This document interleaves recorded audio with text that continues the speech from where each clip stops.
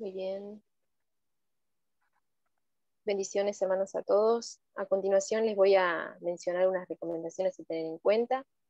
Recuerden, por favor, mantener sus micrófonos apagados en todo momento para no interrumpir la clase. También, en el caso de mantener sus cámaras encendidas, por favor, que el fondo sea un fondo adecuado, no es obligatorio. Recuerden hacer sus preguntas en el tiempo indicado por el expositor. Igual recuerden que pueden hacer sus preguntas o comentarios. Ahí está. Así que ahora sí, le damos la bienvenida y los dejo con la hermana Martín. Hermana. Buenas noches, hermanos. Dios los bendiga a todos. Sean muy bienvenidos en este espacio de intelectuales teístas, de tertulia intelectual, donde hablamos usualmente sobre temas intelectuales desde una cosmovisión cristiana. El día de hoy vamos a estar hablando de un tema muy interesante que es la filosofía y el cristianismo, temas que muchas veces parecen ser opuestos o que no tienen una cosa que ver con la otra. Hoy tenemos a nuestro hermano que nos va a estar compartiendo el tema y vamos a dejar que nuestra hermana Carlita, Calu, nos lo presente para que lo puedan conocer. Gracias, Martu. Bueno, el expositor y hermano que tenemos de invitado hoy es el hermano Jorge Iseas. Él es de Venezuela, es pastor y conferencista, estudió ciencias gerenciales y ciencias sociales, es doctor en ciencias teológicas, magíster en teología, magíster en filosofía, tiene un diplomado en capacitación docente, es licenciado en teología y licenciado en filosofía, tiene un programa de desarrollo integral personal académico. Igual hicimos un resumen, pero la verdad que el hermano tiene un currículum muy extenso, ha dictado clases de filosofía del lenguaje, filosofía de ciencia, hermenéutica, Antiguo Testamento, historia de la filosofía, razonamiento lógico. Así que bueno, habiendo dicho esto, le damos el espacio al hermano Jorge. Hermano. Bien, muy bien. Muchísimas gracias, Ale. En verdad estoy honrado y muy contento. Ayer, como decimos acá en mi tierra, me estaba acostando temprano para que amaneciera rápido y poder encontrarme con ustedes pronto. Pues esto me trae mucha ilusión y me trae mucha alegría poder encontrarme con espacios orientados al pensamiento, a la reflexión crítica. Y creo que tengo que celebrar algo que compartía yo con algunos jóvenes que participan de las mismas motivaciones que ustedes hoy adelantan. Decirles de que, bueno, no solamente, como hace unos segundos también conversábamos con Mervin, no teníamos a nuestra disposición las mismas herramientas tecnológicas para la información y la comunicación que hoy disponemos, sino que también teníamos un clima mucho más hostil para este tipo de actividades. Yo tengo que confesarles, y a manera de introducción autobiográfica, este es un tema que tiene particularmente para mí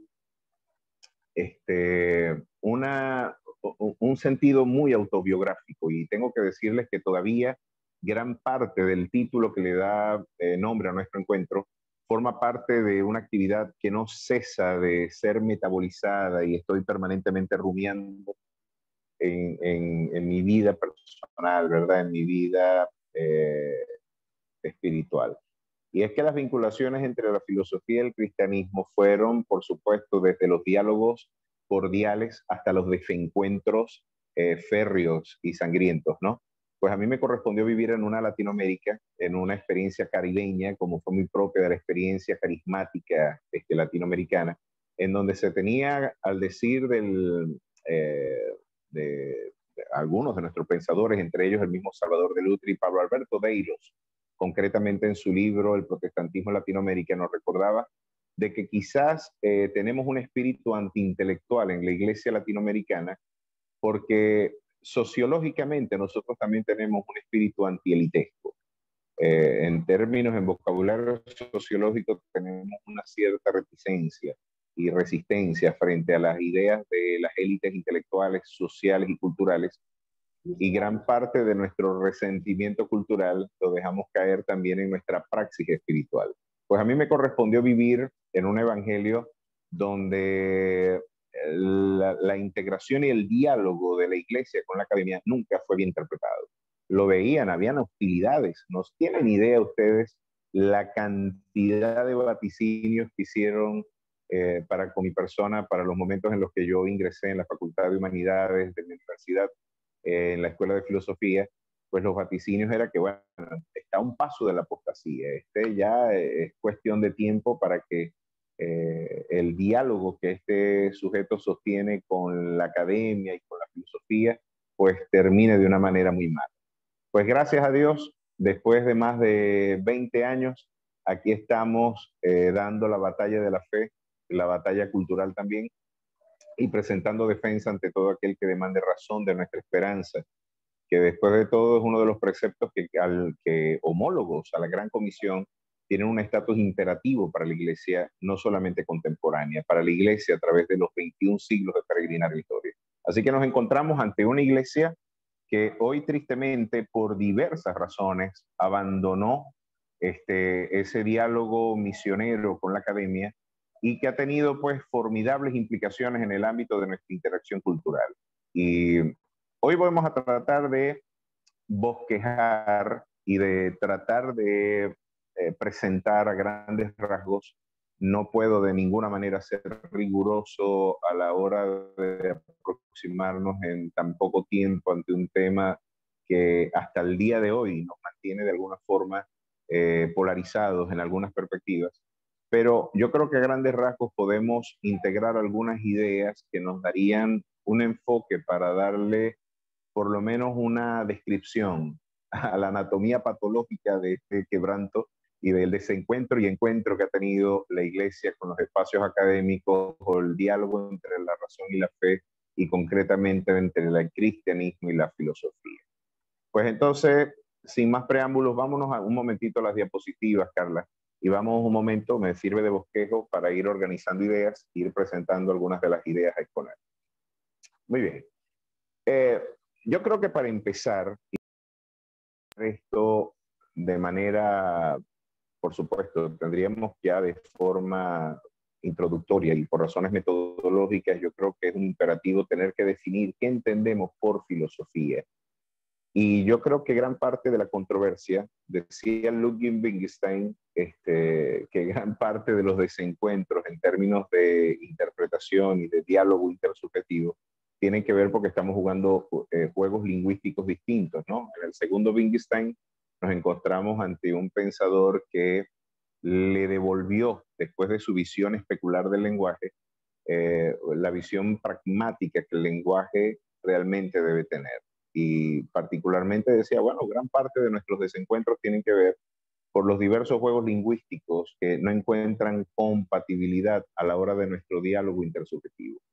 Lo cierto es que quizás entendemos distintas cosas por filosofía y es de esperar, porque la filosofía nunca se puede presentar de manera singular. No es la filosofía, sino las filosofías. En realidad, lo que nosotros de manera fáctica nos encontramos en el diálogo con la academia cuando hablamos de este tipo de actividad intelectual y racional que nosotros conocemos por filosofía. Pero ya que existe un mosaico tan complejo y heterogéneo de perspectivas y de visiones acerca de lo que es la filosofía, de alguna manera me vendría muy bien dar por lo menos una definición, aunque sea escueta, y no se me ocurre una mejor definición que la que brindó Johannes Hessen en un libro de muchísima divulgación editorial sobre teoría del conocimiento, donde él, después de aproximarse desde una perspectiva fenomenológica al quehacer filosófico, definió la filosofía en estos términos.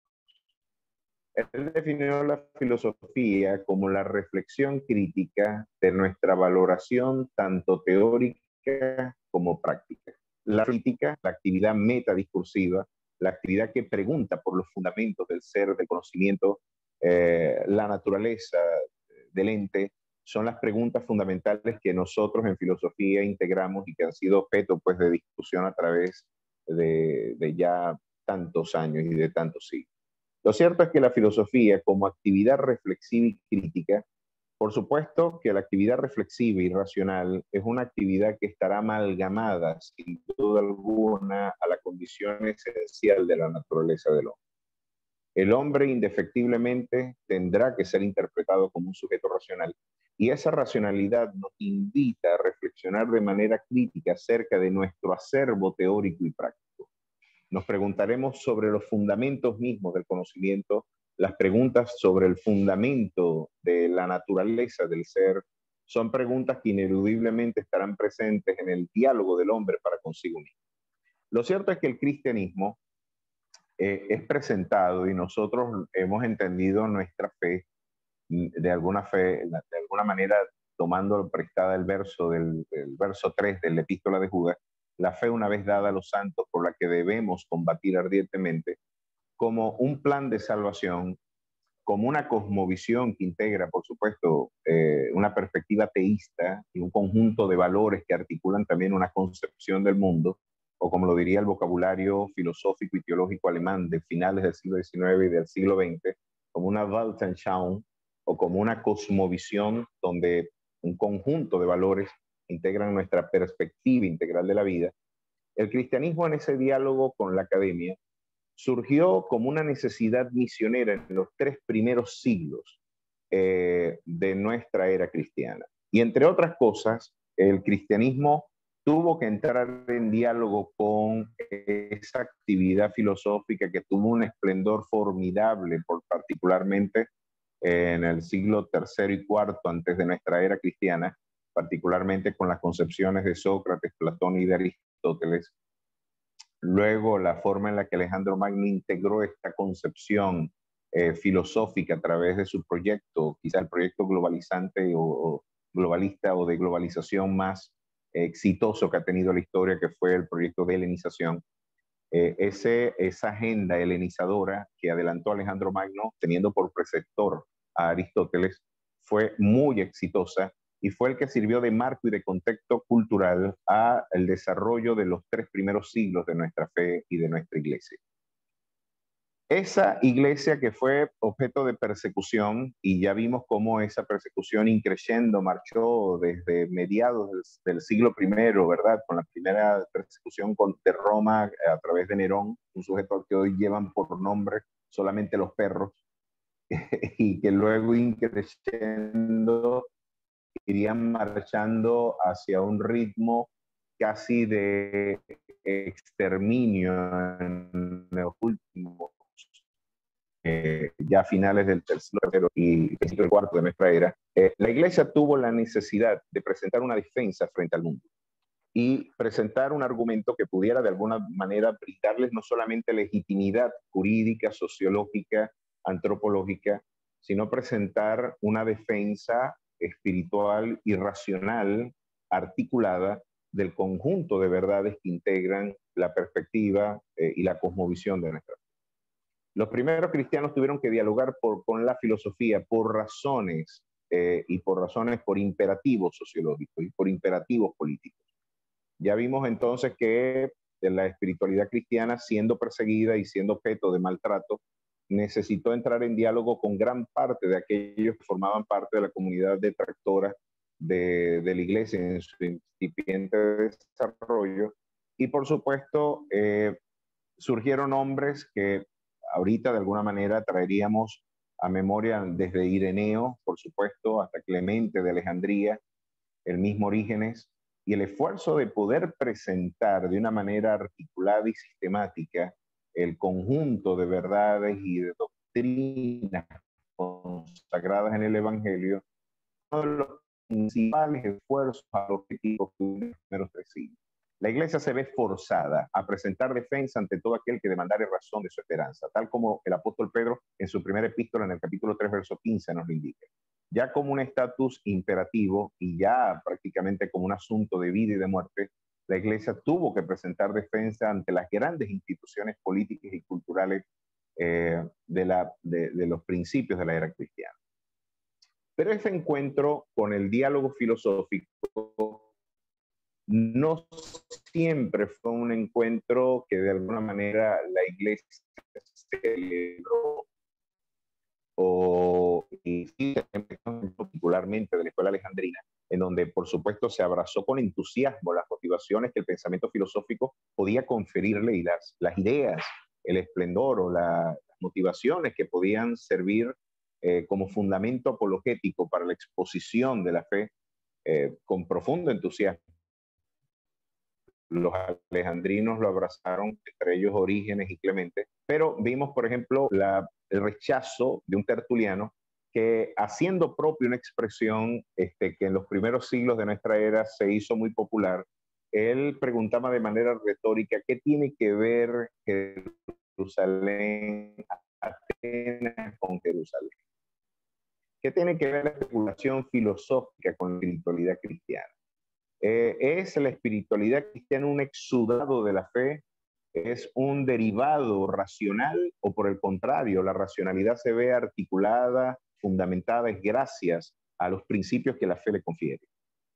Vemos entonces que en la historia de la iglesia, entre estos dos polos, de abrazar con entusiasmo la actividad filosófica y por otra parte una resistencia derivada con esfuerzo teológico, pendulando entre estas dos realidades, unos más cerca que de otros, ha sido la realidad que ha formado parte de la experiencia de la iglesia. Y yo quiero presentar de alguna manera, porque en este diálogo entre filosofía y cristianismo podemos encontrarnos ante estas tres perspectivas, el fideísmo, el neutralismo y el diálogo crítico como propuesta integradora. Y ya a grandes rasgos, ustedes recordarán que por fideísmo entendemos esta concepción en donde se hace de la fe, en este caso el punto arquimédico desde donde se construye el universo de la experiencia espiritual y cultural del hombre. Digamos, estas tesis presuposicionalistas que hoy de alguna manera han cobrado tanta organicidad para nuestra visión apologética contemporánea, es la que el fideísmo representa, grosso modo.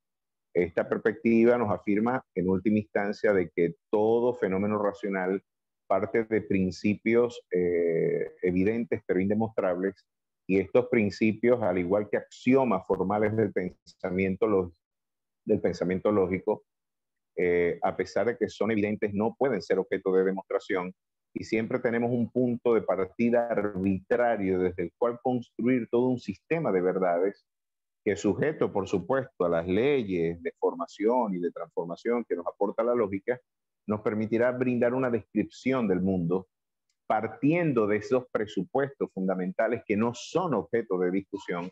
El fideísmo, de alguna manera, está emparentado a la visión, en este caso de Anselmo, en donde se nos dice particularmente de que yo no creo para entender, yo no entiendo para creer, perdón, yo creo más bien para entender.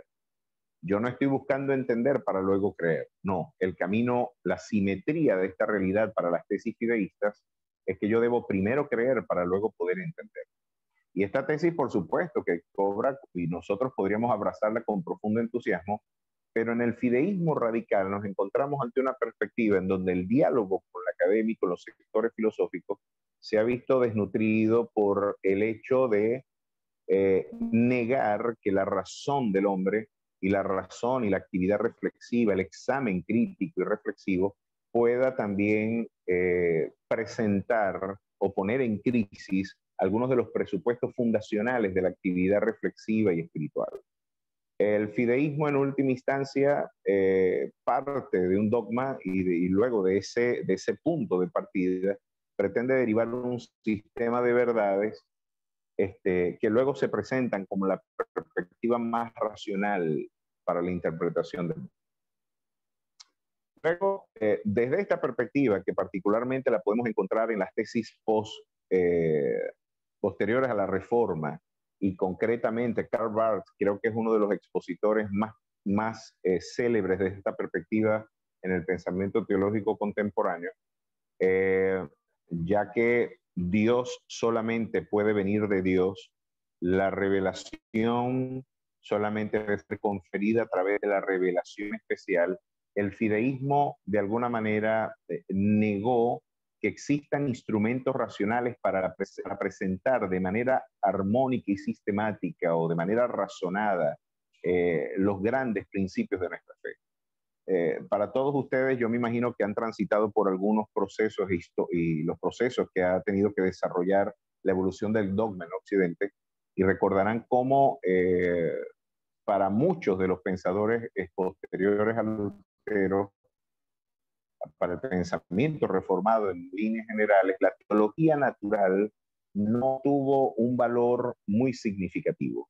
Y las tesis de Tomás de Aquino, las pruebas de la existencia de Dios, el argumento cosmológico, la idea de que existe una racionalidad independientemente de la conciencia del sujeto cognoscente, esa racionalidad marchará y tendrá pues es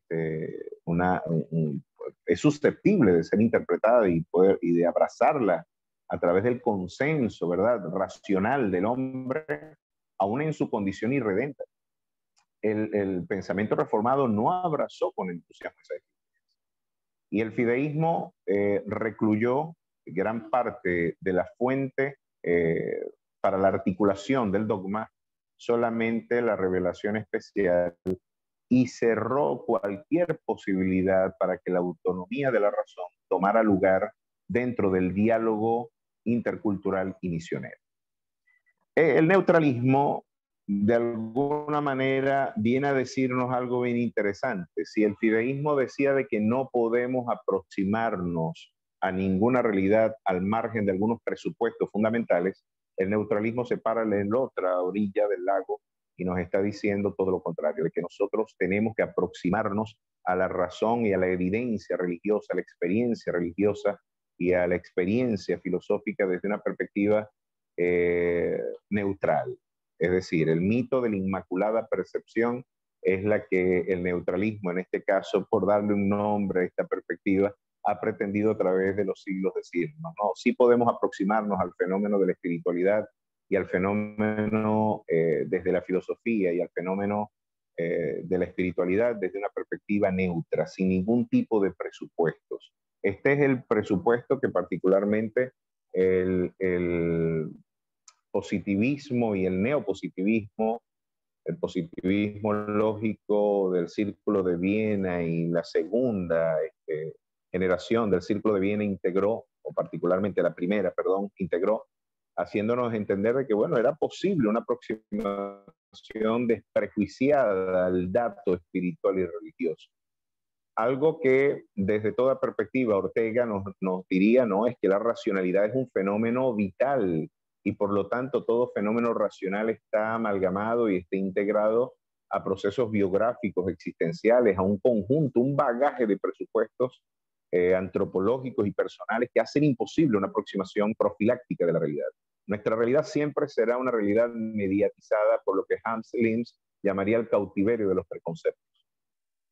Y por lo tanto, esta visión de profiláctica de acercarnos al fenómeno espiritual desde la filosofía es absolutamente falsa.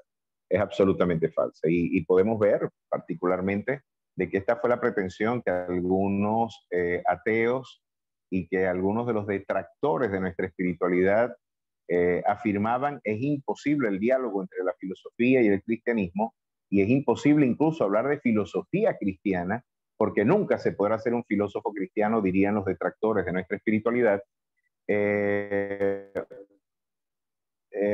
No podían ser filósofos en el rigor de la palabra, porque todo filósofo cristiano estaría prejuiciado por un conjunto de dogmas, mediatizado por un conjunto de presupuestos que harían imposible un auténtico diálogo honesto con la razón.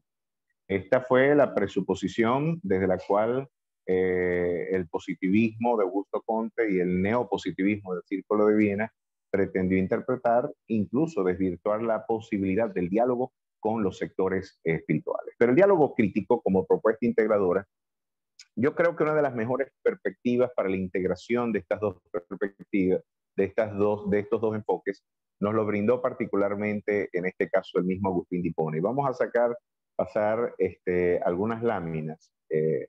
Vamos a pasar a la siguiente lámina un momentito para que ustedes vean a lo que nos estamos refiriendo. No sé si Carla me está escuchando allí. La siguiente diapositiva. Creo que tengo esa imagen de Agustín de Hipona, creo que la tengo más abajito para que nos devolvamos luego a la segunda. Miren cómo lo presenta Agustín en esta célebre expresión.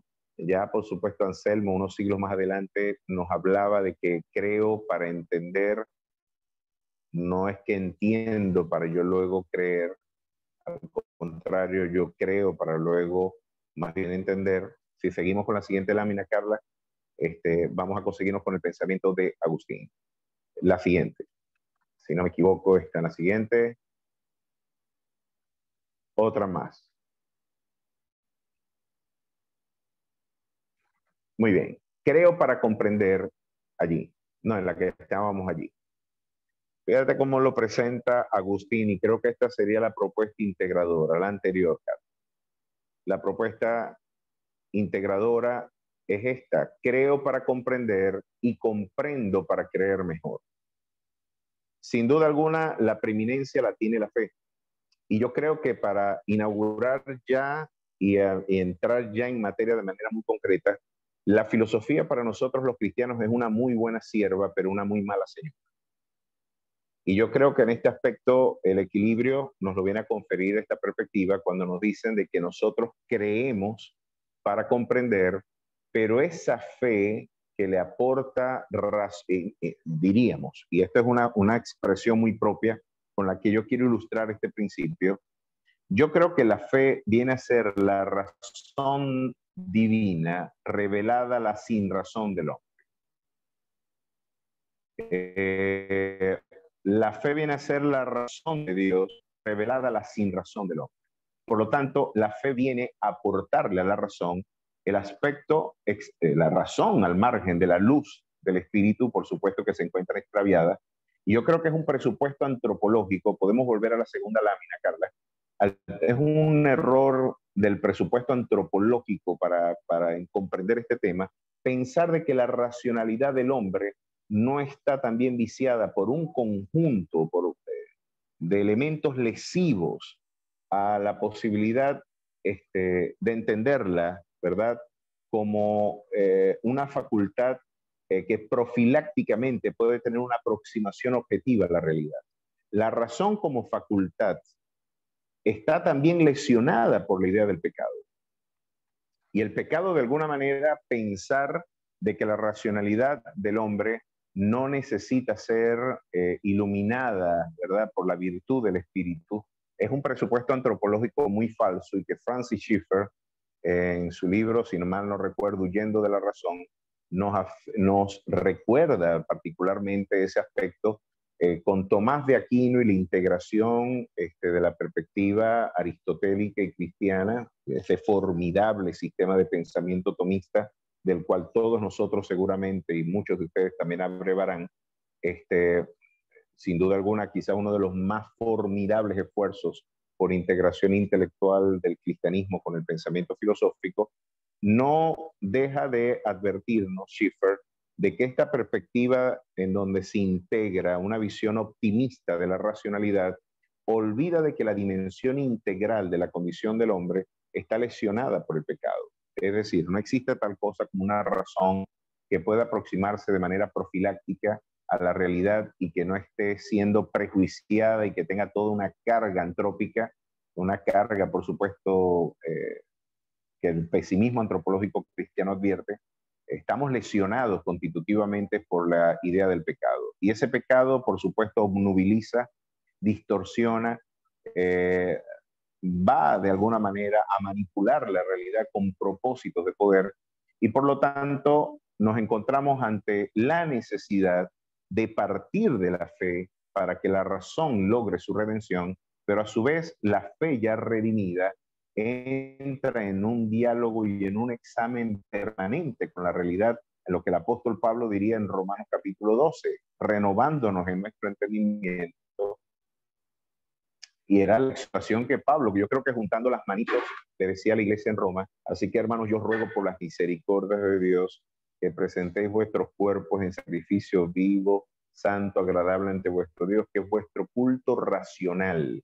Es interesante que yo creo que la única espiritualidad que puede hablar de tener un culto auténticamente racional es la espiritualidad cristiana. La expresión original allí es lógicos. Y es interesante que es la expresión con la que Aristóteles funda la actividad y la ciencia del estudio de las estructuras formales del pensamiento. Pues la única manera lógica o coherente de vivir, en este caso, es apartándonos sin contaminación del mundo, y decía Pablo, presentándose como sacrificio vivo, y afirmaba: no os conforméis a este siglo, sino transformaos por medio de la renovación de vuestro entendimiento. Ese proyecto de renovación permanente del entendimiento del cristiano, yo creo que es la saludable disposición y simetría que el cristiano debe tener a la hora de acercarse a cualquier actividad académica. No podemos nosotros, si bien evaluamos la actividad cultural que es objeto de nuestro estudio, también podremos poner en examen incluso nuestra propia fe. Examinaos a vosotros mismos si estáis en la fe, decía el apóstol Pablo, y este diálogo permanente y de una iglesia siempre reformada, de permanente reforma y transformación, yo creo que es el diálogo y es la dialéctica saludable en donde la espiritualidad cristiana y la filosofía pueden tener un diálogo fecundo. Si bien es cierto, partimos de una fe que es el apotegma fundamental de nuestra actividad intelectual no ética y de nuestra actividad cognoscitiva, porque la luz del Evangelio vino a darnos la facultad para el discernimiento y la comprensión, no solamente de la naturaleza divina, sino de todo el conjunto de verdades consagradas en la cosmovisión cristiana. Esa fe viene a ser apotegma fundamental, esa fe transforma nuestra razón y esa razón luego entra en un abierto diálogo, en un fecundo diálogo, en donde la espiritualidad entra en un diálogo fecundo incluso con las esferas culturales que le son propias a nuestra interacción misionera. Esa es mi perspectiva y creo que de alguna manera estoy traduciendo a grosso modo gran parte de la tradición consagrada en el pensamiento de Agustín. Si bien es cierto que yo creo para entender, luego entiendo para creer mejor. Yo creo que el fideísmo tiene que ser superado porque las tesis fideístas, si bien es cierto que partimos de principios evidentes e indemostrables, como cualquier actividad académica, como cualquier los que han estudiado geometría sabrán que hay 5 axiomas fundamentales en la geometría analítica, de los que Descartes es padre y responsable de ellos, y de ahí se derivan un sistema de verdades pues, que ya brindan una actividad científica.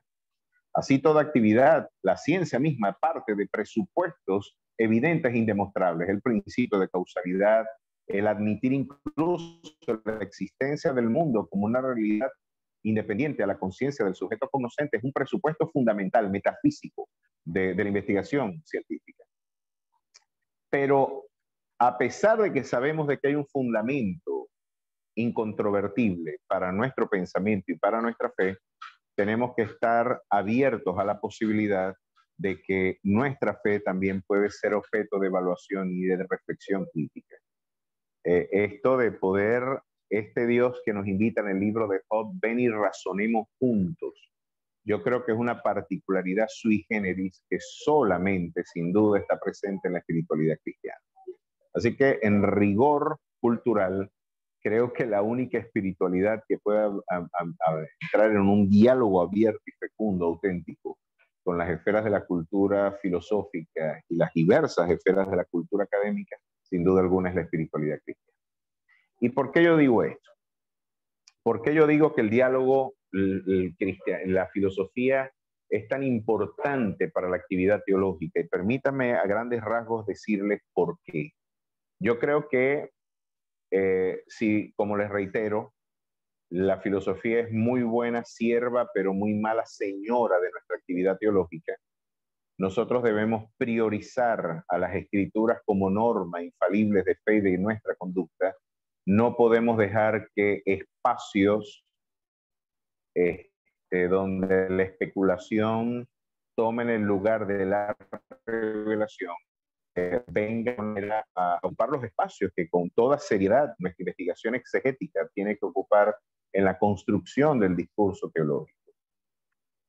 Yo creo que uno de los grandes riesgos que tiene hoy el diálogo con la filosofía es no tener en cuenta este principio. La filosofía es muy buena sierva, pero muy mala señora para la actividad teológica. Y hoy podemos ver, y a lo mejor con esto estoy incomodando a alguien por acá, pero no dejo de salir de mi consternación con el tema de Santiago y rincón apologético y ver cómo uno de los presupuestos fundamentales de nuestra espiritualidad, la infalibilidad y la indubitabilidad de la Biblia como norma infalible de nuestra vida, de nuestra conducta, fue objeto de impugnación en ese espacio que todavía yo pondría apologético entre comillas, ¿no? ¿Cuáles son los criterios que en este caso servirían para la articulación y la definición de nuestra verdad? Después de todo, si la verdad del Evangelio no ocupa el espacio en mi razón, pues la actividad especulativa la tomará. y si la actividad especulativa toma el espacio que la revelación debería ocupar, entonces no nos extraña que nuestros seminarios teológicos hoy abracen con entusiasmo las tesis post-Foucaultianas y las tesis del feminismo postestructuralista de Judith Butler, de Monique Wittig y de la Fayeson, cuando hoy tenemos seminarios en nuestro continente que en nombre del progresismo filosófico y en nombre de un presunto desarrollo intelectual y académico superior, están en un nivel superior, están graduando pastores pro ideología de género, pastores que hoy están en abierta rebelión con las tesis fundamentales de nuestra espiritualidad. Si la filosofía toma el lugar de la revelación, correremos grandes riesgos y hemos visto cómo la especulación es muy buena sierva, o más bien la actividad racional es muy buena sierva, pero muy mala señora la actividad especulativa. Sin embargo, cuando vemos la historia de la filosofía, yo creo que nos brinda un formidable bosquejo del fracaso precisamente de una racionalidad que en presunta autonomía la revelación divina, ¿cuáles fueron las aporias y cuáles fueron las contradicciones en las que se encontró el pensamiento filosófico en Occidente después de este giro copernicano que nos brindó el planteamiento cartesiano particularmente? El cogito ergo sum. Vamos a poner entre paréntesis y vamos a dudar de todo lo que en el mundo medieval y toda la tradición espiritual cristiana nos había enseñado. Vamos a poner en tela de juicio todas estas ideas y vamos a fundar el saber filosófico desde la subjetividad, desde el cogito cartesiano, desde la indubitabilidad de la duda. Puedo dudar de todo menos de que estoy dudando, diría Descartes, ¿no? Si partimos de ese presupuesto, ¿cuáles son las conclusiones lógicas de esta perspectiva? Pues nos encontramos que el mismo planteamiento del desarrollo de las ideas en Occidente nos brindan un ejemplo formidable de cómo la actividad especulativa va en desmérito del progreso de la verdad y de la espiritualidad cuando se divorcia de la revelación sagrada. Con David Hume, por ejemplo, y las conclusiones a las que llegó el positivismo lógico, posteriores, por supuesto, a las de David Hume.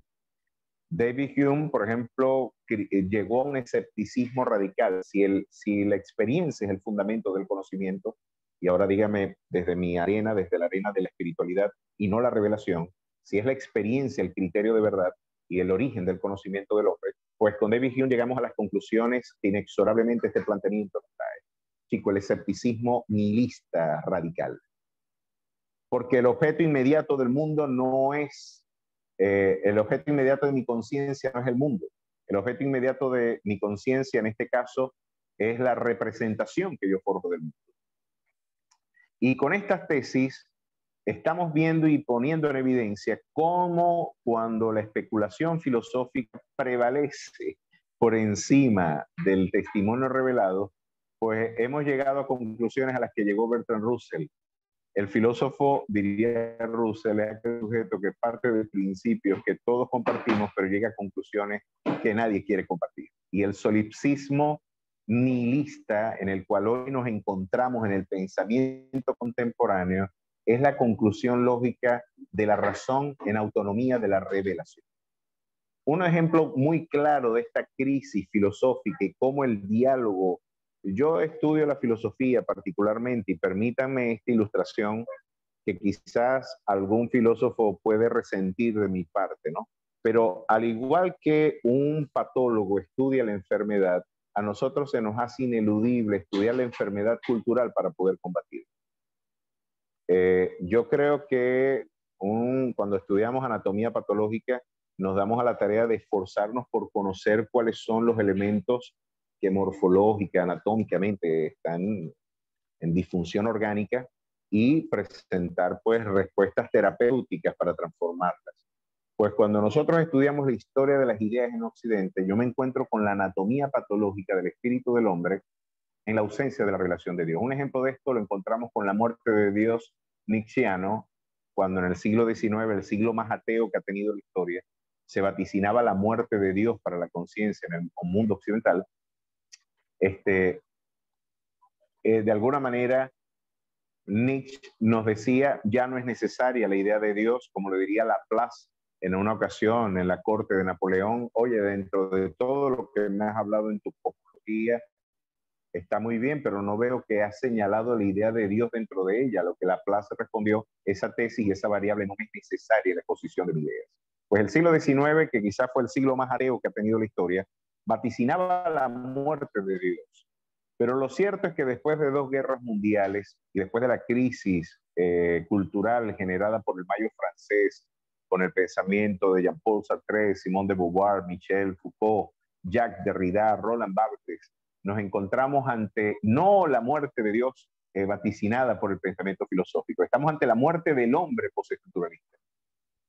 Hoy vemos cómo el pensamiento filosófico de manera muy clara nos demuestra cómo es necesario conocer el pensamiento filosófico para poder combatir las implicaciones de la muerte del Dios nietzscheano han derivado en la promoción de la ideología de género que, entre otras cosas, hoy promueve la pedofilia, el incesto y la necrofilia como propuestas y alternativas éticas para el sujeto contemporáneo. Hoy nos encontramos que la razón divorciada de la fe en realidad deriva en sin razón.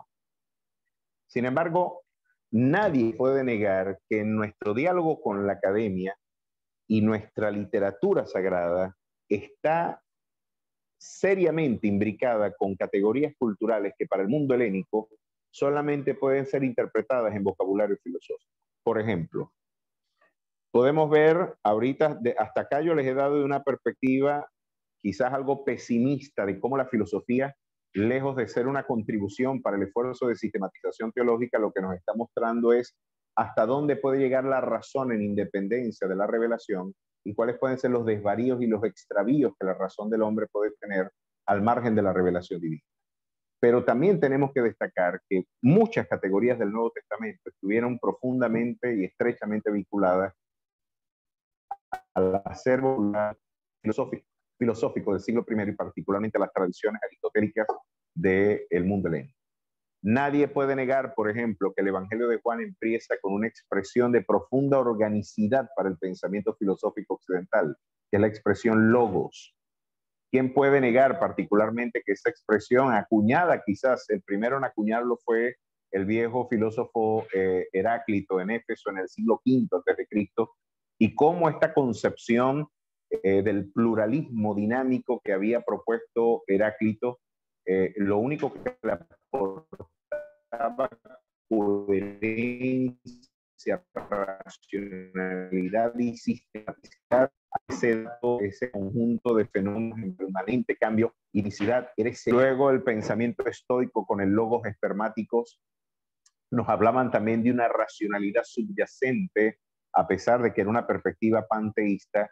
Ellos hablaban del logos como un principio racional que articulaba el desarrollo de la historia y de los fenómenos del universo. Pues Juan, cuando inaugura el Evangelio y habla de que en el principio era el verbo y el verbo era Dios y el verbo era Dios, está volteándole la mesa al pensamiento cultural del siglo I y está diciendo aquel logos que ustedes vaticinaban era solamente una entelequia despersonalizada, una realidad quizás al que le podríamos conferir un estatus solamente intelectual, una entidad metafísica hiperuránea que no tendría ningún tipo de vinculación fáctica con la historia. Aquel que ustedes llamaban la razón universal realmente una fórmula matemática, no es un arreglo o principio metafísico, es una persona y es Jesucristo. Y con esta concepción, de alguna manera, miren cómo el cristianismo, yo creo que Juan aquí nos dio una formidable lección, nos está dando una formidable lección de cómo se puede entrar en un diálogo misionero con la comunidad que es objeto de nuestra exposición y de nuestra proclamación. Creo que ese testimonio lo dejó bastante claro cuando hablaba del principio de la creación de Dios en el libro de Apocalipsis también. No es que Jesús es el principio de la creación divina en el orden cronológico sucesivo de los fenómenos, no. Está hablando del arjé o el principiador del universo. Ya aquella pregunta que de manera metafísica el mundo presocrático había articulado, ¿cuál es el arjé del universo? ¿Cuál es ese principio fundamental para Tales de Mileto era el agua, para Anaxímenes era el aire, para Anaximandro era una suerte de caos primigenio llamado el apeirón, para Empédocles y un conjunto de presocráticos serían los 4 elementos, para Pitágoras el número? Pues ahora Juan inaugura en el libro de Apocalipsis y nos recuerda que el arjé del universo realmente es Jesús, el principiador del universo, aquel que no solamente le debemos conferir un estatus litúrgico dentro del aparato ceremonial de nuestro culto, sino que en realidad ya tiene proporciones cósmicas. Él no es solamente nuestro Salvador, Él es la respuesta integral e integradora a nuestra perspectiva cosmológica. Él es el auténtico fundamento metafísico, ontológico, la razón misma del ser, sin divorciándose de la perspectiva y de la carga panteísta que tenía para el planteamiento estoico y para el pensamiento de Heráclito y para el pensamiento presocrático. Nos están presentando a Jesús como el sujeto trascendente pero inherente que se manifestó en la historia en el siglo I. Fíjense lo fecundo de estas concepciones. La idea de nous, consagrada también en el pensamiento aristotélico, fue integrada al discurso de nuestra espiritualidad. ¿Cuántos conceptos? El arete como concepción ética, multiplicidad de conceptos que de alguna manera siguen formando parte de nuestro acervo lexical del Nuevo Testamento, tienen una profunda carga filosófica. Y quizás uno de los momentos más significativos y más emblemáticos del diálogo de la actividad espiritual cristiana con los sectores académicos nos lo brindó el apóstol Pablo cuando visitó el Areópago de Atenas, aquel célebre episodio, ¿verdad? Maravilloso episodio del capítulo 16 del libro de los Hechos. Ese episodio yo creo que ha sido uno de los más mal interpretados a lo largo de la historia. Francis Schaeffer lo advierte, y de alguna manera nos recuerda, del capítulo 17 del libro de los Hechos, perdón, nos recuerda Francis Schaeffer que gran parte del descrédito y de la necesidad que tiene el cristiano de estudiar filosofía viene por parte de expositores que interpretaron que fue un fracaso de Pablo al visitar el Cerro de Marte en Atenas. Decían, ¿qué hacía Pablo en el Areópago? ¿Por qué no citó la literatura bíblica? ¿Por qué Pablo estaba en el Areópago de Atenas reflexionando y citando literatura pagana? Ahorita cuando hablaba con Melvin hace unos minutos antes de empezar nuestra exposición, él me compartía, bueno, hoy disponemos de formidables instrumentos y tecnologías para tener información y comunicación. Yo pasé mucho tiempo para conseguir el documento que Pablo empleó, el libro de los poemas de los fenómenos de Epiménides y Arato de Sílice, que fue el texto que citó Pablo en el Areópago cuando citando ese fragmento decía, como vuestros propios poetas dicen, linaje suyo somos. Siendo pues linaje de Dios, no debemos entrar la de Epiménides y Arato de Sílice. De alguna manera, el texto que se empleó en el original documento invoca es a Zeus. Y muchos vieron allí una dificultad. Oye, pero ¿por qué Pablo utilizó la literatura pagana como un instrumento para entrar en diálogo con una comunidad como la ateniense? Pues ellos vieron esto como un fracaso paulino. Pueden ver comentarios bíblicos, explórenlo y se darán cuenta que la mayor parte de los comentaristas, sobre todo de formación, por supuesto, los que tenemos mayor disposición reformada, ven con descrédito, incluso ven muy ese diálogo del cristianismo con la filosofía. Lo que hizo fue exponer a la vergüenza pública al apóstol Pablo y, por supuesto, a su predicación. De hecho, se burlaron de él y lo exponen como un auténtico fracaso misionero, cosa que yo pienso está muy lejos de la realidad. Esta perspectiva, esta valoración que ha hecho la exegética reformada del diálogo que tuvo Pablo con la comunidad filosófica de Atenas, yo creo que ha sido muy mal interpretada por gran parte de nuestros expositores. Y entre otras cosas, porque el mismo texto documenta que fue un éxito. El mismo texto del capítulo 17 del libro de los Hechos nos recuerda que a pesar de que unos se burlaban cuando él habló de la resurrección, porque para la concepción helénica ni la creación ni la resurrección cobraban sentido en términos metafísicos, cuando habló de la resurrección se burlaron y dijeron, en otro momento te escucharemos hablar. Pero la Biblia, renglón seguido, nos dice que muchos otros creyeron, entre ellos Dionisio el Areopagita y Dámaris con ellos. Algunos de ellos creyeron, entre ellos Dionisio el Areopagita, quizás el que de alguna manera presidía esa instancia académica, y Dámaris, una de las quizás mujeres que concurrían dentro de esos debates académicos. Allí podemos ver cómo el apóstol Pablo utilizó todo el acervo cultural y filosófico de su tiempo para presentar una defensa racional ante todo aquel que demandaba razón de su esperanza. Yo creo que ahí tenemos un elemento paradigmático de cómo el cristiano debe utilizar la filosofía. Estamos perdiendo una batalla cultural, mis queridos hermanos, por no adquirir competencias en el orden filosófico, por desconocer gran parte de la anatomía del desarrollo evolutivo de las ideas del mundo en Occidente. Hemos desechado este tipo de investigaciones como si fueran elementos que no tienen ningún valor para nuestra formación espiritual.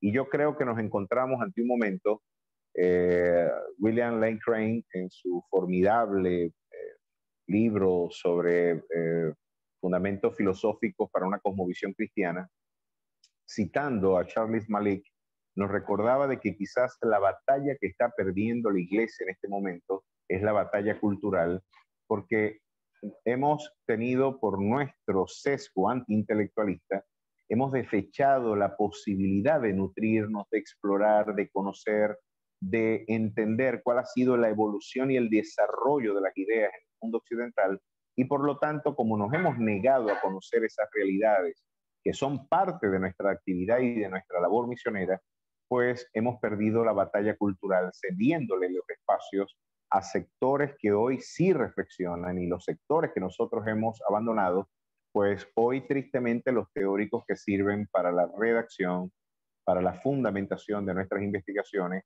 son los mismos pedófilos que hoy pretenden a través de sus planteamientos filosóficos, los líderes y los grandes monarcas y portentos de este mundo y de este siglo, hoy pretenden tristemente sodomizar de manera sistemática a nuestros niños a través de la ideología de género. ¿A quién se le ocurriría pensar, por ejemplo, que Jean-Paul Sartre, esa vaca sagrada, que una Simone de Beauvoir, otra vaca sagrada del pensamiento feminismo contemporáneo, con su libro El segundo sexo, que tengo entendido fue el libro de mayor venta en la última feria del libro que estuvieron en Buenos Aires, y también en gran parte de sus diversas ediciones en nuestro continente, el mismo Roland Barthes, Jacques Derrida y Michel Foucault se pararon frente al Le Monde de París a demandar la despenalización de la pedofilia.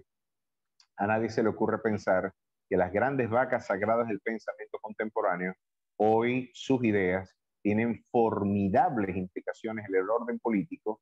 Nuestros niños serán susceptibles incluso a programas que desde el Estado pretenden imponernos estas agendas ideológicas, y todo esto porque la iglesia se recluyó en sus cuatro paredes, y como diría nuestro querido pastor y amigo Salvador de Lutri, mientras que la iglesia perdía la batalla cultural cantando cánticos de victoria en cuatro paredes.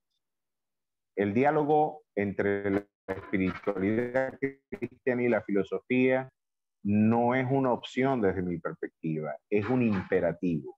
Es un imperativo, y la única forma que nosotros tenemos para entrar en ese diálogo es permitiendo que la luz del Evangelio reforme nuestro entendimiento, y desde un entendimiento redimido, transformado, regenerado, entrar en esta dialéctica de examen permanente y de siempre reforma, en el que el creyente estará en una abierta interacción misionera con el mundo a que él predica. Bueno, creo que me dieron una hora y creo que cumplí exactamente ese tiempo. Tengo unas láminas más abajo, pero de alguna manera, por razones de tiempo y creo que por razones didácticas, anticipé lo que iba a decir allá. Pero aquí les puedo dar, por ejemplo, los dos elementos paradigmáticos de como Clemente, este es el que está del lado de que la filosofía debe nutrir, articular la lógica, y no sostiene la filosofía, lo que la filosofía es para los paganos, la ley de Moisés para los judíos, son un camino preparatorio de cara a recibir al Mesías. Comprender la verdad bíblica es posible si recurrimos a la filosofía, porque esta última se basa en la utilización de la razón. La verdad es única para el cristianismo y la filosofía. Pues yo podría concluir, yo creo que Clemente le dio mucha autonomía, muchísima solvencia a la filosofía. Quizás los errores de la escuela alejandrina fue que hicieron prevalecer más los aspectos filosóficos que los teológicos, pero no podemos negar de que la filosofía se nutrió profundamente en su diálogo con la actividad filosófica. Pero por otra parte nos encontramos en la otra orilla, miren acá más abajo, aún ya hablamos en este caso de un tertuliano, y aquí de alguna forma la pregunta retórica que le era muy propia en aquel entonces a los apologistas o a los cristianos más bien de su tiempo es: ¿qué tiene que ver Atenas con Jerusalén? La doctrina cristiana no es en absoluto de la incumbencia de la filosofía, diría Tertuliano. Entonces parece mucho a los fideístas contemporáneos de los que rechazan la y su vinculación con el pensamiento se pasa la pérdida de su autenticidad como teología revelada. Yo creo que entre estos dos señores está el punto medio equilibrio. Yo creo que Tertuliano tiene razón a la hora de advertirnos de que el pensamiento autónomo al margen de la revelación siempre irá en desmérito de la actividad teológica. Y no por casualidad, hoy tenemos teólogos ateos, que para mí es una suerte de veterinario.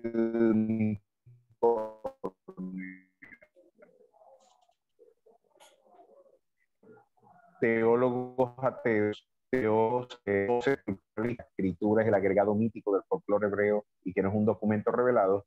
Bueno, gran parte de estas disfunciones y desvaríos son cuando le damos al pensamiento, a la racionalidad, al margen de la revelación, el protagonismo en la actividad intelectual. Pero si nosotros logramos el equilibrio de una fe que después de todo, como se lo reitero, es la razón de Dios revelada a la sin razón del hombre, esa razón redimida por el poder del Espíritu, será una poderosísima facultad para la transformación e interpretación de la realidad. Bueno, ahora sí, vamos a abrir el compás para que ustedes ahora, con sus dudas, angustias, partos prematuros y todo lo que tengan que traer ahora a continuación, vamos a abrir el compás para que reflexionemos pues de manera consensuada y ahora juntos. Buenísimo, muchísimas gracias por la exposición, fue muy clara, muy concisa. Hermanos, ahora estamos con un espacio para preguntas o comentarios, así que si quieren pueden estar o levantando su mano para que el pastor pueda estar respondiendo, o bien pueden dejar sus preguntas en el chat en caso de que les surjan dudas. Sí, Nico, puedes habilitar tu micrófono, por favor. Sí, un momento, por favor. Voy a buscar una cita en este momento que quiero utilizar y ya les hago mi pregunta.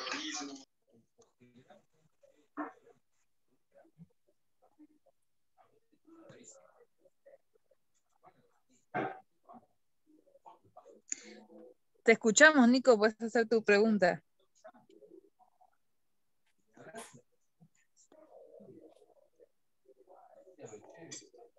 Bueno, el molinista Alistair, creo que es MacGregor, hace la declaración de que la filosofía se debería aprender primero que la teología y que aprender teología primero que filosofía vendría a ser como aprender álgebra sin saber sumar, ¿sí? Como irnos ya al punto más alto o al punto, digamos, más profundo de las matemáticas sin saber ni siquiera las bases.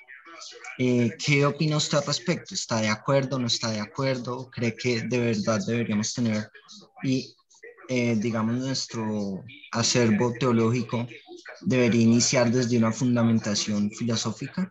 ¿Usted está de acuerdo o no? Yo partiría, muchísimas gracias, Nicolás, extraordinaria tu pregunta, creo que es sumamente pertinente.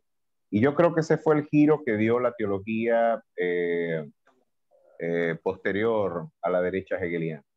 Yo creo que estos planteamientos en donde la preeminencia de la actividad filosófica, tuvo mayor preeminencia la actividad filosófica más allá del fundamento bíblico, yo creo que es el origen de gran parte de esta suerte de teologías. Como te reitero, hoy tenemos teólogos ateos, teólogos que consideran de que Dios es una construcción social de una comunidad y que la Biblia no es otra cosa que el agregado mítico del folclore hebreo. Yo creo que el mismo Hegel, cuando nos demostró que a pesar de que él interpretaba y se hacía llamar cristiano, vemos cómo la actividad especulativa y filosófica cobró preeminencia en el planteamiento del idealismo alemán concretamente. Vemos cuáles son las implicaciones formidables que esto tiene. Yo creo que la razón tiene que ser primeramente iluminada por el don del Espíritu, y luego de que la revelación, la regeneración del espíritu y de nuestro entendimiento, es que nuestra razón como facultad realmente tendrá la disposición y los criterios para poder hablar de una racionalidad espiritual cristiana. Luego, yo creo que Karl Barth lo dejó ver, y yo aquí me gustaría brevar de ese pensamiento. Le decía, tú puedes leer todos los libros, pero siempre debes tener como libro de cabecera a la Biblia. La Biblia es el crisol hermenéutico, la Biblia es el criterio, la norma infalible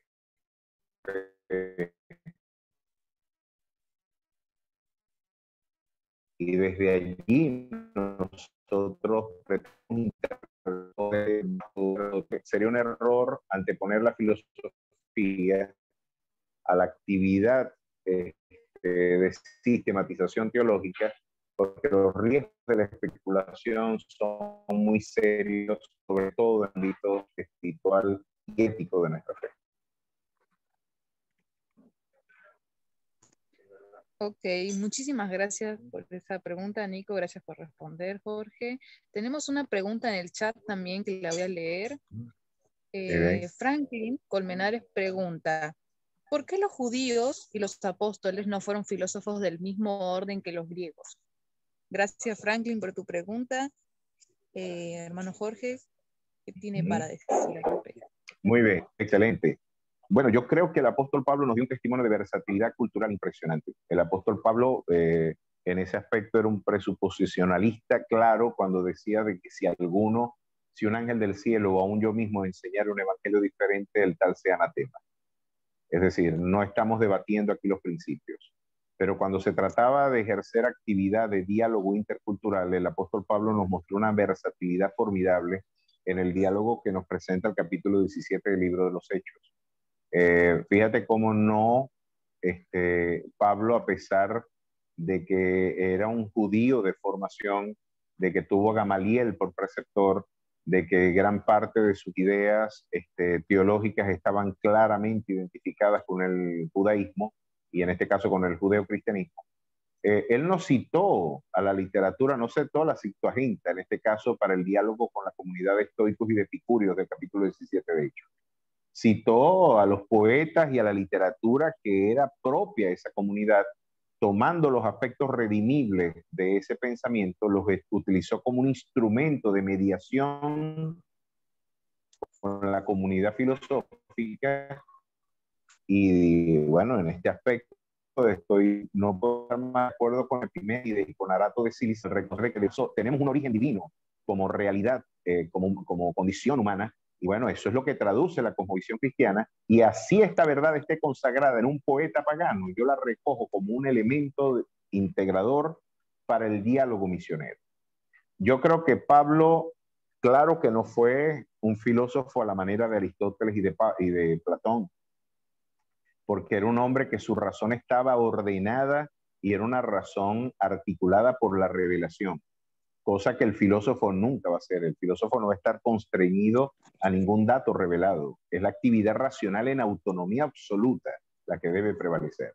Claro que Pablo no fue un filósofo en el rigor estricto del pensamiento clásico, pero nadie puede negar de que fue un sujeto reflexivo, de que fue un sujeto crítico, de que si entendemos filosofía en el sentido amplio, como la literatura teológica alemana nos legó, como la Weltanschauung, o como la cosmovisión, como un conjunto articulado de ideas, claro que era un filósofo, porque el cristianismo es una cosmovisión, integra un conjunto de valores en donde la concepción de Dios, del hombre y del mundo están articulados y sistematizados en el dato.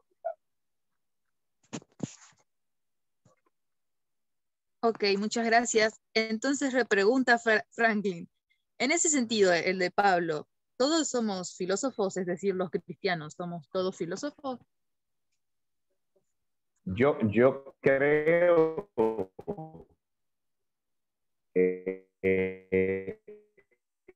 yo creo con todo mi corazón que en rigor etimológico, si entendemos por filosofía, amor a la sabiduría, yo creo que nadie puede encarnar con mayor plenitud esa concepción y definición que aquel que fue iluminado por el don. Yo creo que entendemos filosofía, pues de autonomía donde la revelación no tiene lugar, porque somos esa concepción. Pero si entendemos la filosofía, les reitero, en un sentido amplio, como cosmovisión, como conjunto de ideas y como disposición reflexiva y crítica ante la valoración teórica y práctica de la cultura, los cristianos son los filósofos en realidad por naturaleza. O deberían serlo. Muchísimas gracias. Bueno, no sé si alguien más tenga alguna pregunta para hacer, puede estar levantando su mano. Jonathan, ¿puedes habilitar tu micrófono y hacer tu pregunta con toda libertad? Buenas noches, hermanos, con todos, Dios les bendiga. Mi pregunta sería en base a lo que me estaba mencionando al inicio de la charla acerca de que las iglesias en Latinoamérica son anti-intelectuales. Entonces, quisiera saber como a breves rasgos a qué se debe esto, cómo se inició. Y he escuchado que en ciertas iglesias, por ejemplo, dicen que hay que alejarse de estos espíritus intelectualistas. Lo toman como exactamente, entonces todos nosotros estaríamos en pecado prácticamente, porque es muy dañino para la vida del cristiano. Entonces, me gustaría saber en qué se basan. Quizás me lo imagino que podría ser esto de que la fe es la certeza de lo que se espera, la convicción de lo que no se ve, pero sabemos que como cristianos nuestra fe no es una fe ciega. Entonces, ese sería el contexto de mi pregunta. ¿A qué se debe este intelectualismo en las iglesias?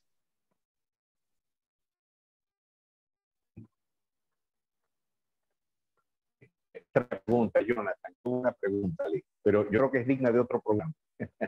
Es otro programa y es otro encuentro más, porque es una pregunta, además de pertinente, yo creo que sobre todo los países del Caribe, como es mi caso, las Antillas, Centroamérica, el norte de Sudamérica, nosotros abrevamos de una espiritualidad carismática que fue la que de alguna manera integró gran parte de nuestra perspectiva de la espiritualidad.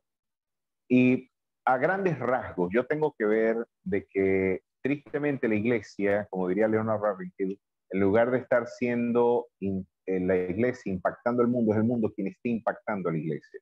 Yo creo que este fenómeno antiintelectual y este fenómeno de descrédito frente a la actividad reflexiva clínica tiene varios vectores y varios orígenes. Yo creo que desde las formas en las que el seminario de Tubinga y la especulación que el romanticismo con Friedrich Schleiermacher en su teología del sentimiento, ya que la razón misma, nos diría Emmanuel Kant, no está facultada para que de alguna manera pueda aprender las realidades sobrenaturales, pues de lo divino, diría Emmanuel Kant, explica la razón pura, pues las tesis de Friedrich Schleiermacher dirían, ya nosotros no necesitamos encontrarnos con el Dios revelado en las páginas sagradas, el vínculo para establecer un contacto con el auténtico Dios es a través del sentimiento. Esta teología del sentimiento, este sentimiento de dependencia con el absoluto, vino de alguna manera a abrir un compás donde los afectos, el sentimiento y los aspectos irracionales de la conducta son el vehículo, la facultad idónea para encontrarnos con Dios. Esto académicamente, ya desde el siglo XIX, posteriormente la degeneración que la teología racionalista alemana nos legó con las tesis de Rudolf Bultmann, sus proyectos de desmitologización. Cuando tú entendías la teología en esos términos, te quedabas con las dos tapas negras de la Biblia, ¿no? Vamos a desmitologizar la Biblia, vamos a quitar todo lo que la Biblia tiene de mito, pues desde la creación hasta Apocalipsis, ellos terminaron por quedarse con las dos tapas y suprimir todo elemento sobrenatural. Despertó cierta suspicacia en nuestro liderazgo espiritual y muchos de nuestros líderes, concretamente en Latinoamérica, interpretaron que cualquier forma de formación intelectual siempre degeneraría en apostasía. Oye, es que si la gente se prepara, termina como Schleiermacher, termina como Rudolf Bultmann, termina como Rills, termina como la escuela de Wellhausen, que interpreta que la Biblia es el agregado político del folclore hebreo. No, no, chicos, eso lo escribió Moisés. Eso lo escribieron 4 fuentes narrativas, la yavista, la eloísta, la deuteronómica, la sacerdotal. Eran 4 fuentes narrativas posteriores al exilio caldeo redactadas, figuraron la cosmovisión judía. Estas concepciones despertaron su eficacia. Y recuerda que el siglo XIX fue un siglo de profundo ateísmo, en donde se confundió positivismo cientificista y la Iglesia confundió los presupuestos y los dogmas del positivismo con la ciencia.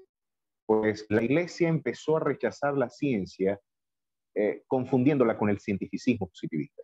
Pues este rechazo y esta poca discriminación por la impericia de nuestros líderes y la retirada intelectual de nuestros pensadores de la academia, que se las entregamos completamente a los sectores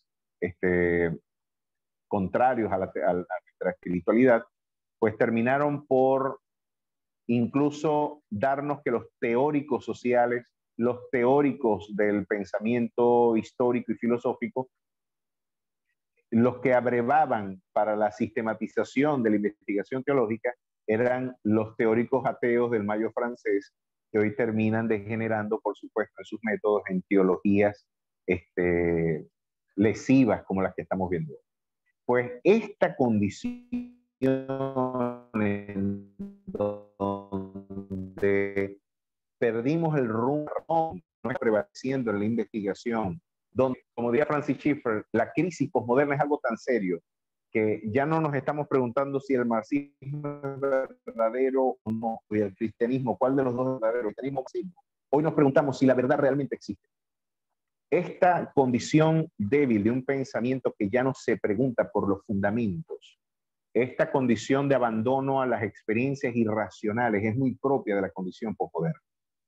Así que por rechazo a la apostasía que fue propia al primer tercio del siglo XX, como por el impacto que las tesis del pensamiento débil postestructuralista hoy nos está dejando, y por el profundo sesgo antielitesco de nuestro espíritu, hemos tenido una profunda resistencia a la actividad académica. Son varios los vectores, pero te puedo concluir que estamos pagando un precio muy elevado por haber entregado esos sectores a las instancias que hoy lesionan y erosionan de manera muy cáustica nuestra esperanza y nuestra fe.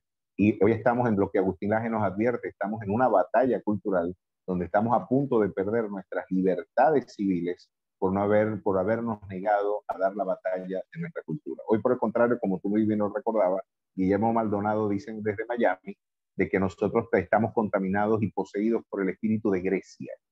Es decir, una suerte de demonio que nos tiene poseídos y que esta inquietud por el conocimiento, por el saber y por la información, lejos de ser una expresión de auténtico encuentro con Dios, traduce que estamos lesionados por el diablo y poseídos por Satanás. Fíjate hasta dónde hemos podido llegar.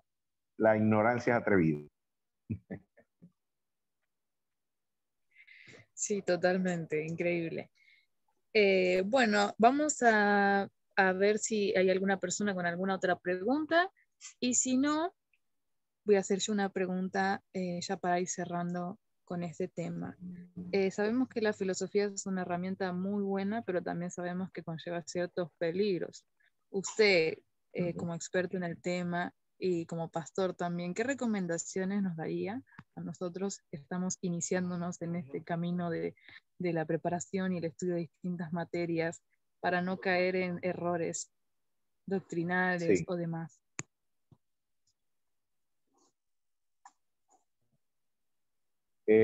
Sí hay riesgos y hay que cubrirnos, porque no nos advertía sin poca razón el apóstol Pablo cuando decía las malas conversaciones corrompen las buenas costumbres.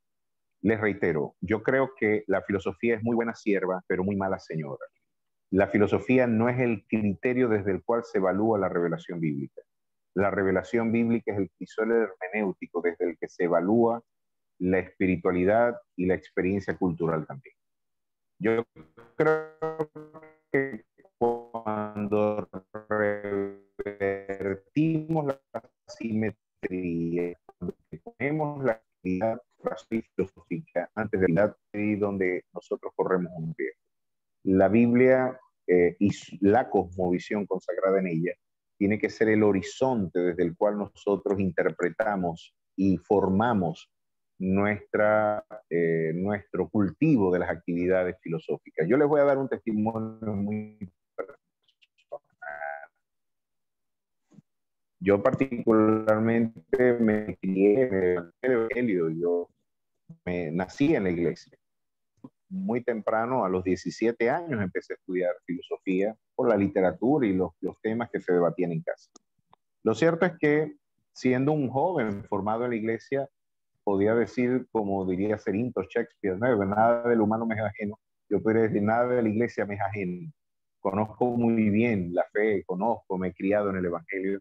Sin embargo, mi experiencia académica, de haber abrevado de una manera tan profunda y quizás descuidando los aspectos y el cultivo de la espiritualidad en algunos momentos de mi formación juvenil, me llevaron a abrazar con mucho entusiasmo algunos de los postulados e ideas del pensamiento del idealismo post-kantiano. Abracé con profundo entusiasmo algunas tesis de la Escuela de Frankfurt, aunque ustedes no lo crean, y aquí tengo que hacer una confesión de mis pecados públicamente, para darle un testimonio, no solamente sino es la actividad filosófica, sino una auténtica fuente de la verdad y la revelación de la Escritura. Aquí les voy a confesar algo, yo era de izquierda, qué vergüenza, y yo me hice de izquierda, y era un sujeto militante, o sea, no se creen, el Che Guevara se quedaba bobo, y yo terminé abrazando con entusiasmo las ideas que hoy oprimen a mi país y a mi pueblo. Yo me monté en esa aventura mesiánica y milenial que el chavismo integró, y yo veía como una absoluta, oye, de una auténtica justicia social, ¿vale? La izquierda es la única respuesta ética y política que la espiritualidad tendrá. Pues miren a dónde puede llegar los riesgos del cultivo de actividades filosóficas si no se tiene cuidado también de abrevar de la fuente auténtica de la revelación. Yo les reitero, recuerden esto, la fe es la razón de Dios revelada a la sinrazón del hombre. Solamente la fe puede devolverle la coherencia a la sinrazón de la condición humana. Así que es una absoluta presunción pretender abandonarme en el inmenso mar de la actividad especulativa y no entender lo que Salomón luego describe en Eclesiastés. Este tipo de reflexiones tienen un profundo y lesivo desvarío. Salomón dijo que se encargó también de explorar los desvaríos y todo este tipo de orientaciones falsas de pensamiento y logró entender que era profundo y lesivo desvarío. Pues yo estudio la filosofía como un patólogo estudia la enfermedad para desde la arena de la fe presentar defensa ante todo aquel que demande razón de mi esperanza. Muy bien. Bueno, tenemos una última pregunta y ya con esta vamos a concluir esta sección. En el chat, Roy, si querés puedes habilitar tu micrófono y hacerla o bien escribirla. Muy buenas noches, saludos desde Panamá. Tengo una interrogante. ¿Si ha leído algo sobre lo que escribió Isaac Newton en cuanto a la Biblia? Porque he escuchado que él escribió bastante sobre eso, pero no he tenido la oportunidad de leer nada de él en cuanto a la Biblia. Y otra pregunta, ¿qué piensas sobre el método histórico crítico? ¿Sería bueno introducirse en él sin arriesgarse a perder la fe en la palabra inspirada de Dios? Bueno, dos preguntas muy bonitas. Agradezco estas preguntas. Sabes que, bueno, con referencia a Newton, soy de la opinión, y creo que César Vidal, hay dos libros fundamentales que pienso que ya ustedes habrán leído. El legado del cristianismo y el legado de la reforma. Dos documentos que creo que, bueno, dicen, la verdad es que muchos contenidos paralelos en ambos, ¿no? Pero él viene a recoger gran parte de las impresiones que Thomas Kuhn en su estructura de las revoluciones científicas y Max Weber nos legan en el planteamiento sociológico de Weber y en el planteamiento de la sociología de la ciencia de Thomas Kuhn, nos recuerdan. La revolución científica solamente pudo ser posible gracias a la cosmovisión cristiana. Y hay que recordar de que Newton escribió, algunos biógrafos de Newton advierten de que escribió tanta teología como física. La mecánica clásica que nosotros conocemos, velocidad es igual a espacio sobre tiempo, fuerza es igual a masa por aceleración, y toda esta formalización de la ciencia, de alguna manera fueron gracias a una concepción cristiana en donde el universo era interpretado, como diría Jeremías, a un conjunto de pautas regulares del comportamiento fenomenológico que eran susceptibles de ser interpretados en el vocabulario formal y material. Ya que el universo tiene un curso de regularidad, de uniformidad en su conducta fenomenológica, de un solo plumazo la espiritualidad cristiana borró a los duendes y a las principios variables.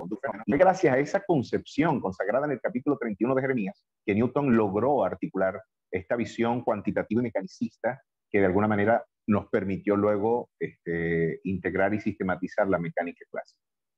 Yo creo que, bueno, nadie puede dejar de reconocer la ascendencia que tuvo el pensamiento cristiano en la revolución científica, ¿verdad?, del mundo moderno occidental.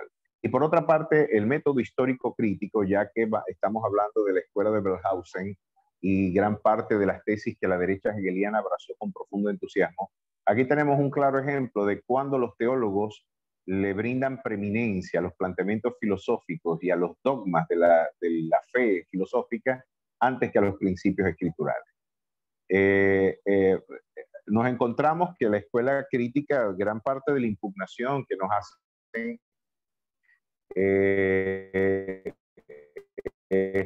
esencialmente nos están lo que pretenden demostrar que la Biblia es jurada.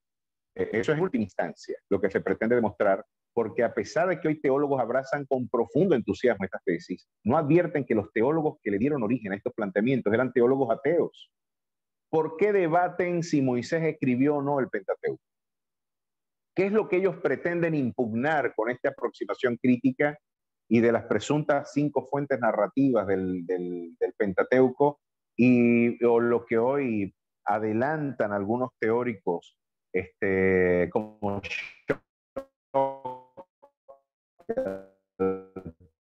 por ejemplo, que terminan afirmando que el adelantamiento está escrito en versos?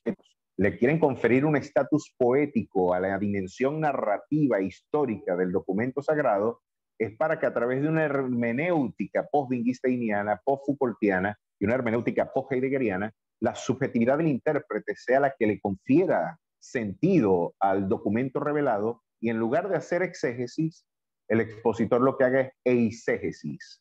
Es decir, la Biblia quiere decir lo que yo aquí pienso. No es que ella quiere decir lo que ella dice, sino que ella quiere decir lo que yo quiero que ella diga. estos postulados nos llevan a la negación abierta del carácter histórico y objetivo del documento revelado. Y hoy se esfuerzan por demostrarnos de que la Biblia no la redactó Moisés en impugnación abierta a lo que dijo Jesús, por ejemplo, y a lo que la exegética y el pensamiento, la tradición rabínica nos ha ilustrado. Sin duda alguna fue Moisés el redactor del Pentateuco, y claro que hay dificultades, por ejemplo, en el libro de Deuteronomio, cómo él pudo haber sido el redactor de su propia muerte. Pero esas son respuestas que podemos brindar perfectamente desde las tradicionales afirmaciones y de la interpretación de que fue Moisés su autor y redactor. Hoy lo que pretenden estas comunidades no es solamente impugnar el carácter, el carácter autobiográfico, más bien, el carácter de Moisés como autor de estos documentos y del Nuevo Testamento también, porque lo que nos están diciendo es que estamos en un documento que, al igual que el el Bhagavad Gita y que cualquier otro documento cultural, esto no tiene ninguna relevancia revelacional. Lo que nos están diciendo es que estamos ante un documento y estamos siguiendo un conjunto de dogmas que se construyeron en los 3 primeros siglos de nuestra era y que no tuvieron ningún fundamento objetivo en la historia. Esa búsqueda de un Jesús histórico no es otra cosa que la deconstrucción que la derecha hegeliana y el pensamiento teológico racionalista alemán quiso emprender para descalificar la historicidad y la objetividad del dato revelado. Son los mismos teólogos que ustedes pueden ver en los prólogos de algunas Biblias comentadas, donde dicen, por ejemplo, de que Jonás no fue un personaje histórico. Ese es un elemento narrativo del folclore hebreo. Jonás no existió. ¿Cómo se te ocurre a ti pensar que un tipo se lo va a tragar un pescado, una ballena, un tiburón y lo va a vomitar 3 días después? Eso es solamente un elemento de ficción. Así lo interpretan ellos. Y la única respuesta que ellos presuntamente le dan a esto es decir que estamos solamente ante un documento que no tiene un valor histórico auténtico, sino que es el agregado mítico del folclore hebreo. Un conjunto de cuentos que, al igual que el Bhagavad Gita, el libro de los muertos egipcios o el Corán, tiene para la comunidad académica. Pues para nosotros es el documento revelado, y yo creo que hay evidencia muy clara de la historicidad de ese documento.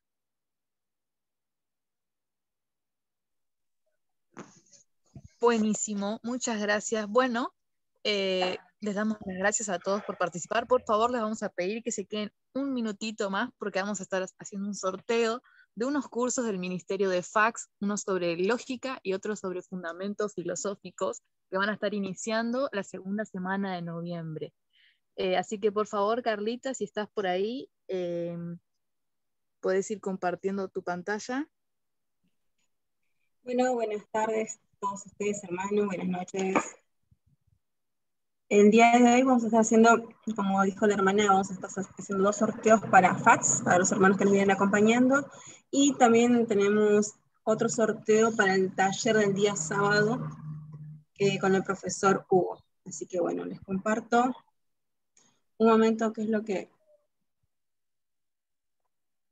¿Se ve? Sí, se ve.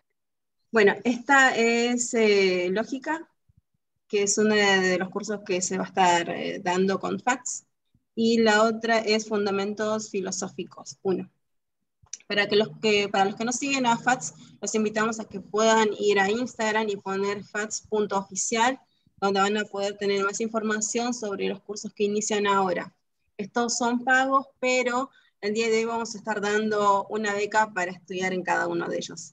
Así que una vez dicho esto, lógica y fundamentos filosóficos, vamos a realizar el sorteo y los invitamos a que los hermanos que ganen puedan comunicarse con la hermana Martina, y en caso de que no pudieran participar o quizás por X motivo no les da el tiempo, yo sé que quizás muchos están estudiando, pueden decir, no puedo hermana, me gustaría quizás ceder esta beca a otra persona. ¿Sí? Bueno, dicho eso, voy a mover esto y a realizar el sorteo. ¿Se ve bien o hay se ve mal la pantalla?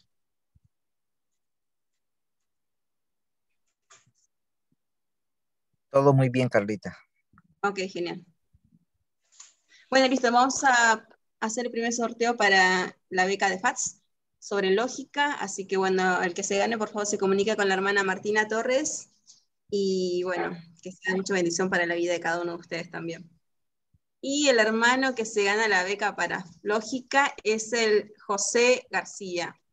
Hermano José García, espero que estés presente. No sé si está por ahí el hermano.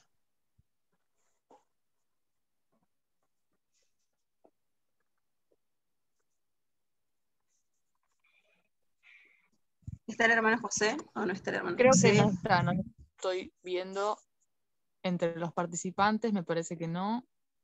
Vuelvo a revisar. Bueno, en caso de que no esté el hermano, pasaríamos al segundo, la segunda opción que tenemos acá, que es el hermano Humberto Mora. Así que bueno, esperamos a ver si está el hermano José García, si no, pasamos a el hermano Humberto. Los invito a que puedan ayudarnos a buscar a ver si está presente, y quizás tienen problemas con el micrófono. Sí está presente, no sé si se comunica o no, lo está escuchando.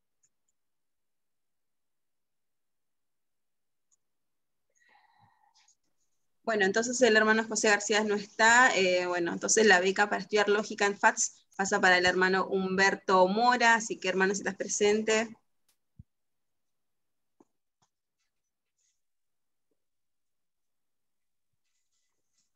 Ok.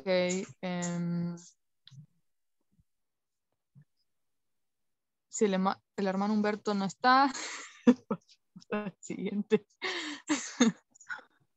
Con el hermano Oscar Ramos.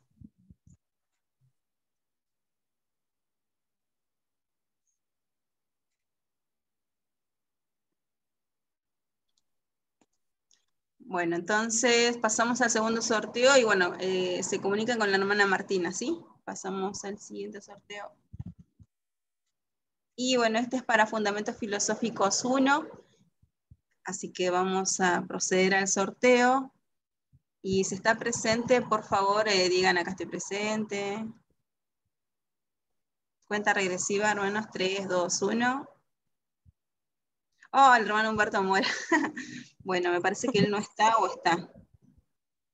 Sí está, pero no sé si está, por ahí tiene un problema con el micrófono o algo de eso. Bueno, como ya salió en el primero, entonces vamos a pasar a la tercera opción, que sería Jonathan Bulgarín Salazar. Aquí estoy, hermanos, muchas gracias. Oh, Sí. hermano, bueno, felicidades. Te comunicas con la hermana Martina, por favor, ¿sí? Claro que sí, muchas gracias. Oh, Dios te bendiga. Bueno, listo, una vez hecho esto, vamos a Buenas, culminar buenas. Aló, buenas. Sí. Aló. Hola. Es que tenía la pantalla disminuida, pero sí, ya vi que estoy yo. ¿Quién Humberto. habla? Humberto. Ah, genial, hermano, te ganas la Espectacular. beca para estudiar lógica. Te comunicas con la hermana Martina, por favor, ¿sí? Está bien. Felicidades, hermano. Gracias, gracias. Bueno, pasamos entonces al sorteo que tenemos para el día sábado, el taller sobre los demonios y la Biblia, que va a estar hablando el hermano Hugo Vázquez. Se han anotado muchos hermanos y bueno, el único requisito es que puedan estar presentes ese día, ¿sí? Que es el día sábado en el horario de Ecuador. Así que bueno, vamos a dar comienzo y con esto culminamos el día de hoy. No es necesario que estén presentes.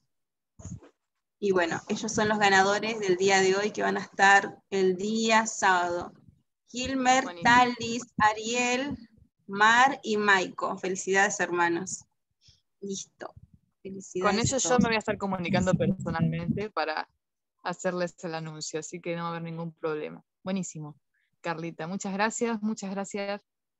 Pastor Jorge, quisiera pedirle si por favor podría estar orando para finalizar.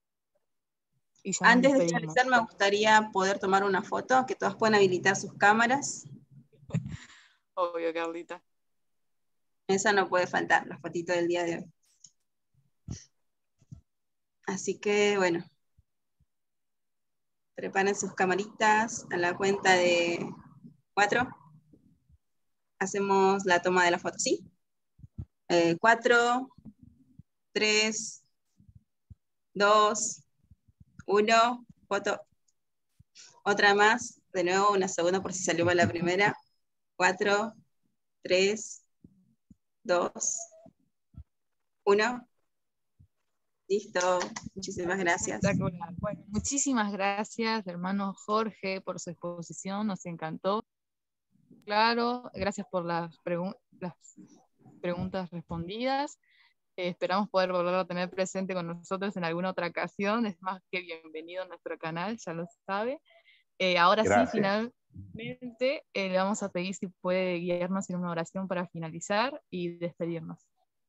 Amén, amén. Vamos a orar. Bendito Dios y Padre Celestial, gracias. Gracias por este precioso momento, esta maravillosa hora, donde hoy juntos, oh Dios, esta comunidad de tus hijos, redimidos al precio de tu sangre, oh Dios, que tú has sellado con tu Santo Espíritu de vida, hoy con un mismo interés, en un mismo sentir, oh Dios, en un mismo pensamiento, nos hemos reunido para glorificarte a través, oh Dios precioso, también de la exposición de las ideas, por la inquietud que nos mueve de presentar defensa ante todo aquel que demande razón de nuestra esperanza. Ayúdanos en este propósito. Bendice, oh Dios, a la iglesia latinoamericana. Bendice a cada vida aquí representada, oh Dios precioso, y permite que nuestro esfuerzo, nuestra labor pueda sobreabundar en fruto, que traiga agrado ante ti. Bendícenos, oh Dios. Glorifícate en este grupo de intelectuales deístas. Glorifícate más aún en cada uno de sus expositores, de todos aquellos que nutrirán y formarán a tu iglesia. Yo ruego de que tú les uses con poder y gloria. En tu nombre damos gracias y en ti esperamos, Jesús. Amén. Y amén. Amén. Dios les bendiga. Un placer enorme y formidable. Dios me les bendiga. Gracias. Gracias, profesor. Gracias, mi hermano profesor. Muchas gracias. Amén. Dios me les bendiga. Muchas gracias. Muchas gracias. Bendiciones, gracias.